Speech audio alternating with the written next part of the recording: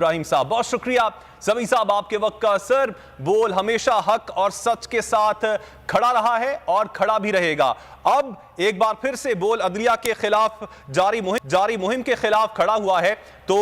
حکومت نے بول کے خلاف انتقامی کارروائیاں شروع کر دی ہیں، کیا کہیں گے آپ؟ مظاہر علی نقوی، جسٹس اعجاز الحسن، چیف جسٹس عمر عطاب بندیال، یہ ان کے خلاف جو حکومت نے ایک کیمپین شروع کی ہے اور وزراء نے بھی تنقید کا نشانہ بنایا، جس پر بول نے ایک سٹینس لیا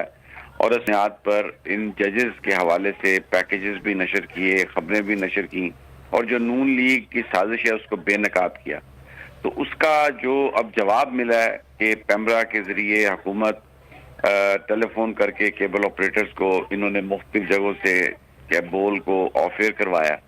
اور اس وقت تقریباً 60-70% پاکستان کا جو علاقہ ہے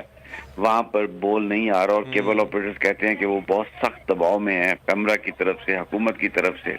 تو یہ ایک انتہائی ایک افسوسناک معاملہ ہے، اور اس میں ایک سازش کی بو نظر آ رہی ہے۔ آپ نے دیکھا رانا ثناءاللہ نے بھی پریس کانفرنس کی، اس سے پہلے حکومتی لوگوں نے پریس کانفرنس کی اور الزام لگایا ججز پر، کہا کہ وہ بینچ سے علیحدہ ہو جائیں، جو انتخاب کے حوالے سے کرے گا سماعت۔ تو بول نے کھل کر جو ججز کے جو کارنامے ہیں، جو ان کی خدمات ہیں، اس پر بات کی اور عوام کو اس سازش سے آگاہ کرنے کی کوشش کی جو عدلیہ کے خلاف یہ مافیا کر رہا ہے۔ تو اس کی سزا مل رہی ہے، تو اس لیے ہم اپیل کرتے ہیں چیف جسٹس جناب عمر عطاب بندیال صاحب سے کہ وہ اس معاملے کا نوٹس لیں اور ہدایت دیں پیمرا کو، حکومت کو، کہ وہ بول کی نشریات بحال کرائے، کیونکہ عوام کا حق ہے کہ ان تک تمام انفارمیشن پہنچے، اور بول حق سچ کی بات کر رہا ہے، اس وقت کرتا رہے گا۔ نہ ماضی میں ہم جھکے، تمام کیسز کھول رہے ہیں، پرانے کیسز چلا رہے ہیں،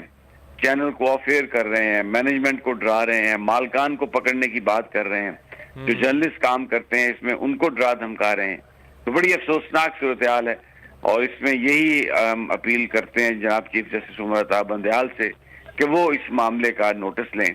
اور بول کو اس وقت جو یہ دبانے کی کوشش کی جا رہی ہے عدلیہ کی حمایت کے نتیجے میں، ان چیزوں کا ازالہ ہو سکے۔ سمیع صاحب آپ ہمارے ساتھ ہی موجود رہیے گا۔